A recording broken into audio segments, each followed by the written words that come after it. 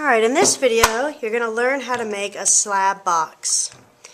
So you're going to need a roller and two wooden dowels to help keep you from rolling the clay too flat.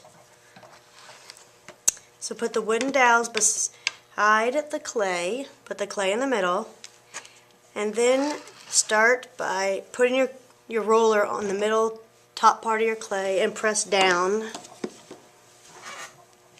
And just roll it out like you're rolling out cookie dough. You gotta use lots of muscles, so you gotta, sometimes it helps to stand up.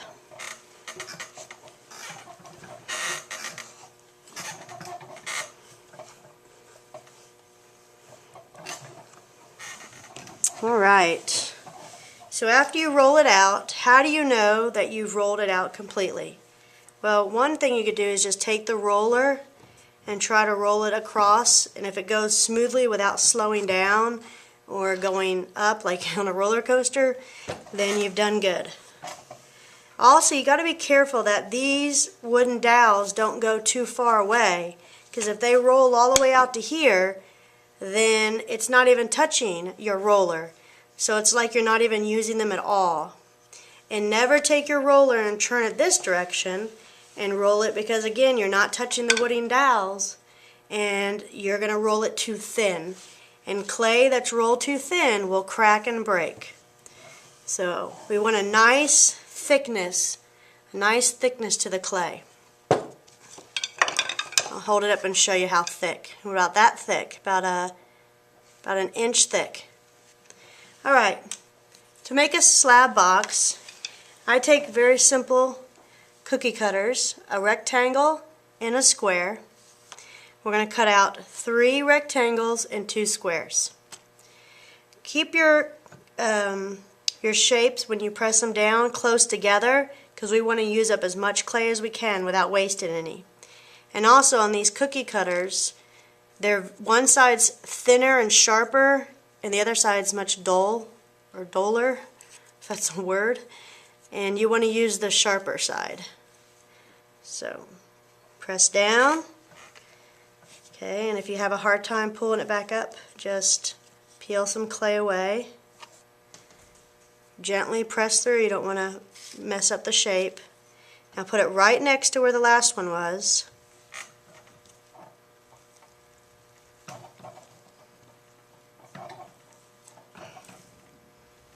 Okay. Oops, it's kind of stuck to the mat.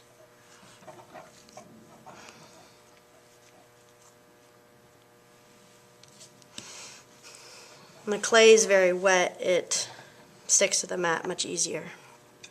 Okay, one more. And 3 rectangles and 2 squares.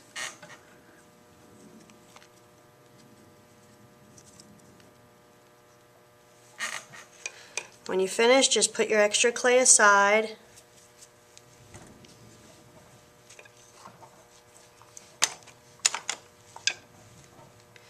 Alright, I'm going to scrape off some of this clay that's stuck to my mat so it doesn't get in the way.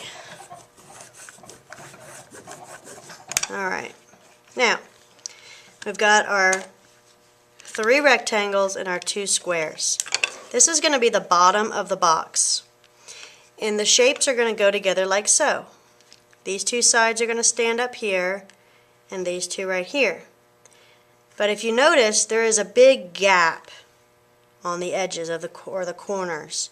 So what we're going to have to do is cut this so it'll fit inside. But let's first do the 2 rectangles.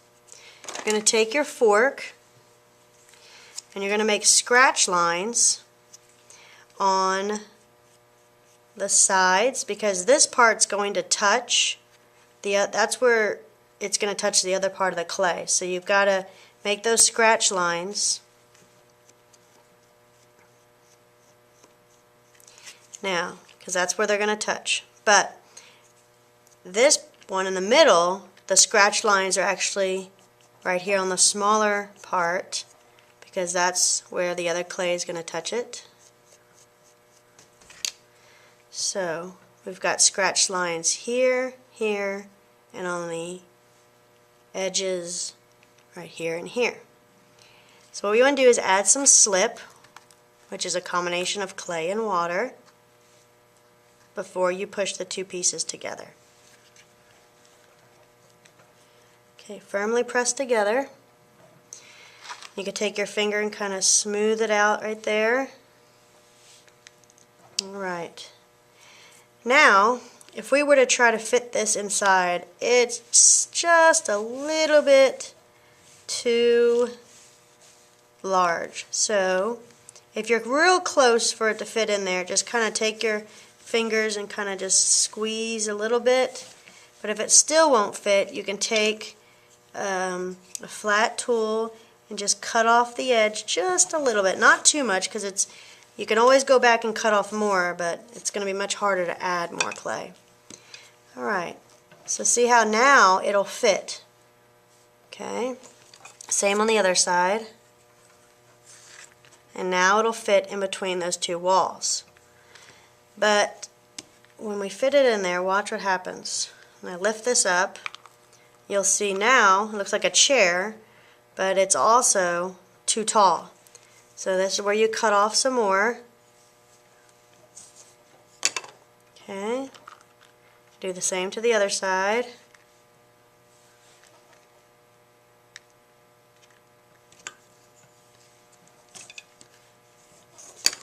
Okay. Now we're not done yet. These pieces have to be scratched and slip added to them.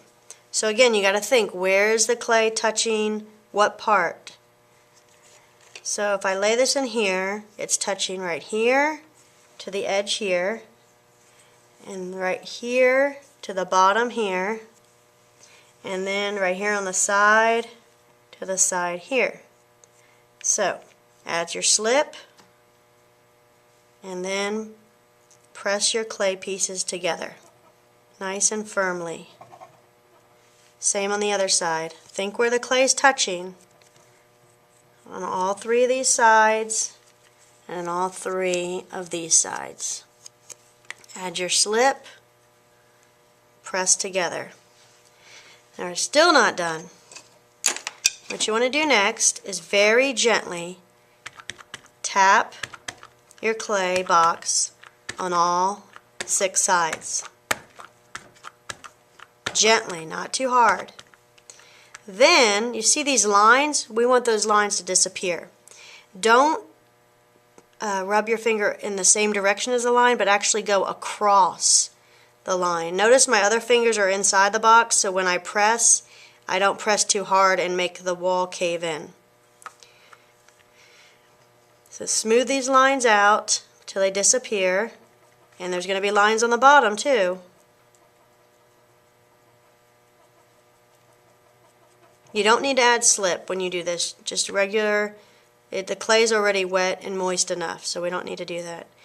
Too much slip will cause it to be very weak because it'll be too mushy. Alright, so you get nice smooth on all the different sides, and again you can gently tap to get a nice cube shape. So far it's looking really good. So we've made our slab box. No top, no lid. Now with that extra clay, you can choose what you want to do. Do you want to make a lid? Do you want to add your initials or your name? Do you want to make a heart and put that on the side? Do you want to turn this into an animal or into a car? It's all up to you. But as long as you remember, whatever you add, one piece of clay to another piece of clay, you have to scratch and add slip. I'm going to turn my box into a cat. So I'm going to take a piece of clay, start with the cat's head, roll it into a sphere. I'm going to put it on the end, so I'm going to make scratch lines, add my slip, and press it on top. So that's the cat's head. Then you're going to take some other clay, because I'm going to make the ears. Kind of shape them into like a triangle. Make some scratch lines to where they're going to go. Scratch on the bottom. Add your slip. And then press the clay on top. See, looking good so far. Now you say, Miss Heifel, how do you do this so fast? Well, I went to art school, went to art college, and the more you practice, the better you get. Alright, if you use a tack, because it's very thin, you can add your details like the eyes and the mouth or whiskers. But if you don't want to draw it on, again, you can try to use some clay, but again, the smaller the clay is, the harder it is to get it to stick and to keep it from breaking. There's a little cat nose.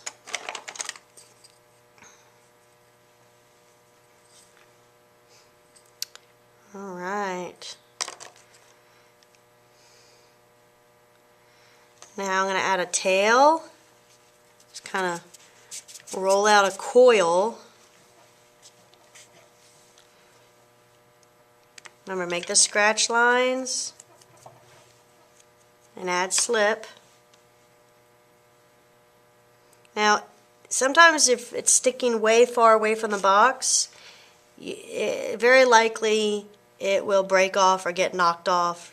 So if you want to kind of curve long things like tails or arms and kind of bend them back towards the box so that they aren't sticking out too far.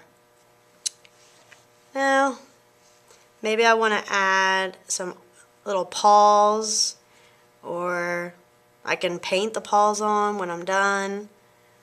But there's my little kitty cat. Alright.